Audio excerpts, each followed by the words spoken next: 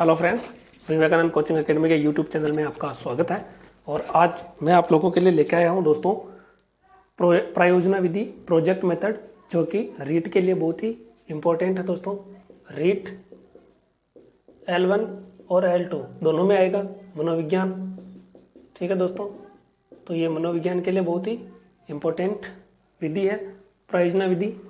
दोस्तों एक बात बता दूं कि अभी लेवल 1 और लेवल 2 का जो एक विवाद चल रहा है, जिसमें लेवल 2 को भी लेवल 1 में शामिल कर सकते हैं, तो लेवल 1 और लेवल 2 दोनों में ही ये प्रयोजना विधि काम आती है। चाहे लेवल 2 अलग हो, चाहे लेवल 1 अलग अलग हो, तो उस पर कोई प्रभाव नहीं पड़ेगा। तो आप दोस्तों इस चैनल पर बने रहें और ज़्यादा से ज़्यादा दोस्तों को जोड़ें, ताकि आप लोगों को मैं आगे अच्छे से पढ़ा सकूँ। और अभी आप लोगों को पता ही है, लॉकडाउन लगा हुआ है, तो आप अच्छे से तैयारी कीजिए। ठीक है दोस्तों, तो प्रयोजना विधि के बारे में मैं आपको ज़्यादा कुछ लंबा चौड़ा नहीं बता करके, जो परीक्षा में प्रश्न पूछे जाते हैं हम वही बात करेंगे। तो प्रयोजना विधि के बारे में अगर मैं बात करूं, तो सर्वप्रथम विचार, ठीक है दोस्तों, सर्वप्रथम विचार किसने दिया सोचिए। तो प्रयोजना विधि के ऊपर जो सर्वप्रथम विचार था दोस्तों, वो किसका था? किसका था दोस्तों? जॉन डीवी का था। ठीक है दोस्तों, तो एक प्रश्न ये इस प्रकार भी बन सकता है कि ये प्रयोजना विधि जो है, प्रोजेक्ट मेथड भी बोलते हैं इसको इंग्लिश में, इसका सर्वप्रथम विचारक या विचार देने वाला मनोवैज्ञानिक कौन था? तो वो था जॉन डीवी। और अगर इसके वास्तविक जनक की बात करें हम दोस्तों, वास्तविक जनक जो मनोविज्ञान में ये काम आती है, तो उसका जो इनके शिष्य हैं, जॉन डीवी के शिष्य किलपेट्रिक। कौन है दोस्तों? किलपेट्रिक। याद रख लेंगे दोस्तों अच्छे से, बिल्कुल। तो प्रयोजना विधि के सर्वप्रथम प्रोजेक्ट विधि जो है, इसका सर्वप्रथम विचार किसने दिया? जॉन डीवी ने दिया था दोस्तों। उसके बाद वास्तविक जनक जो है वो किसने दिया? किलपेट्रिक नामक जो जॉन डीवी का शिष्य था, इसने वास्तविक जनक ये कहलाते हैं दोस्तों। बिल्कुल, आप आगे बात करते हैं दोस्तों। देखिए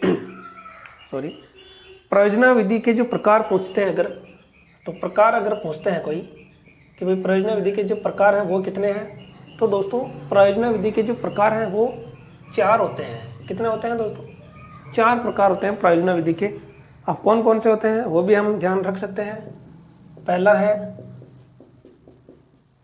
सृजनात्मक।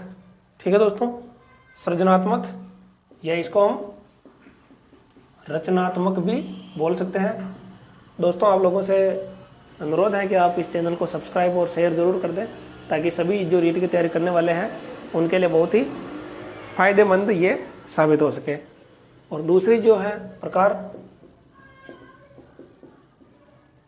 समस्यात्मक प्रकार होगा दोस्तों। इसी तरह हम तीसरा जो है वो आनंदात्मक। प्रयोजना विधि के कितने प्रकार है दोस्तों? 4 प्रकार। पहला है सृजनात्मक या रचनात्मक भी बोल सकते हैं, दूसरा है समस्यात्मक, तीसरा है आनंदात्मक, और चौथा जो है दोस्तों अभ्यासात्मक। ठीक है, अभ्यासात्मक प्रयोजना। तो ये दोस्तों क्या हो गए? प्रकार। तो प्रयोजना विधि के प्रकार क्या हो गए? 4 प्रकार हो गए दोस्तों। बात करें वापस शुरू से ही, तो प्रयोजना विधि के विचार किसने दिए? जॉन डीवी ने। और जो वास्तविक जनक है वो कौन थे? किलपेट्रिक, जो जॉन डीवी के क्या थे? शिष्य थे। इसके बाद प्रयोजना विधि के प्रकार कितने हो गए दोस्तों? 4 प्रकार हो गए, जैसे को सृजनात्मक या रचनात्मक, समस्यात्मक, आनंदात्मक या अभ्यासात्मक। दोस्तों बात करें आगे, प्रयोजना के पद या सोपान, यानी प्रोजेक्ट विधि के कितने पद होते हैं या कितने सोपान होते हैं दोस्तों? तो ये होते हैं सोपान 6 दोस्तों। प्रकार और सोपान में अलग अलग है। सोपान का काम आते हैं जो अपन जैसे प्रोजेक्ट कोई किसी बालकों पर अपन प्रयोग कर रहे हैं या प्रयोजना विधि जहाँ उपयोग कर रहे हैं, तो वहाँ पर ये पद या सोपान का काम आता है। और प्रकार यानी कौन सी प्रयोजना विधि हम ले सकते हैं, वो अलग प्रकार की है। लेकिन इनके जो पद हैं वो कितने होंगे? 6 पद होंगे। इनके भी पद पहला देख लेते हैं। पद या सोपान, टोटल पद कितने हो गए? 6। पहला पद लिख रहा हूँ मैं दोस्तों, तो पहला पद होता है परिस्थिति का निर्माण। दोस्तों क्या होता है? परिस्थिति का निर्माण। क्या होता है दोस्तों? परिस्थिति का निर्माण, यानी सर्वप्रथम हम प्रोजेक्ट मेथड में, प्रयोजना विधि में हम परिस्थिति का निर्माण करेंगे।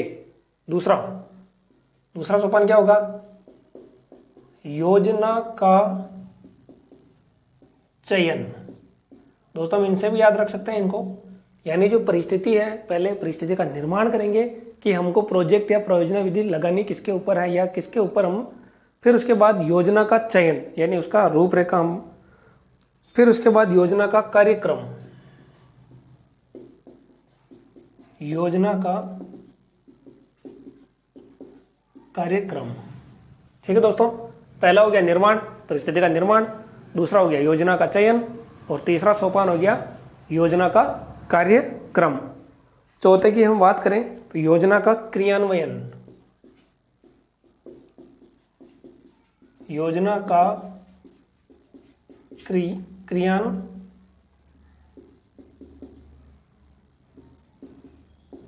चौथा क्या हो गया दोस्तों? योजना का क्रियान्वयन। ठीक है, योजना का क्रियान्वयन। और पांचवा हो जाएगा दोस्तों योजना के कार्य का मूल्यांकन। क्या हो जाएगा दोस्तों? योजना के कार्य का मूल्यांकन। और पांच हो गए। छठा अंतिम, योजना का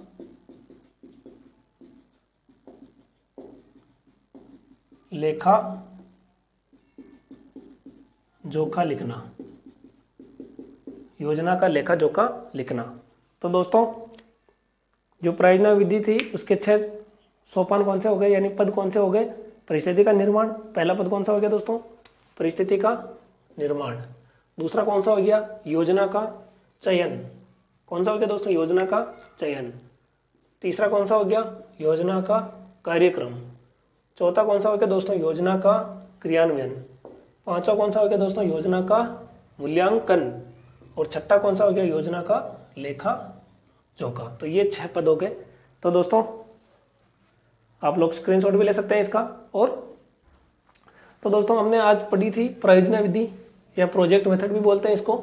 तो प्रयोजना विधि जो है, प्रोजेक्ट विधि है दोस्तों, इसके सर्वप्रथम जो विचारक हुए थे वो जॉन डीवी हुए थे और जनक पहुंचे तो दोस्तों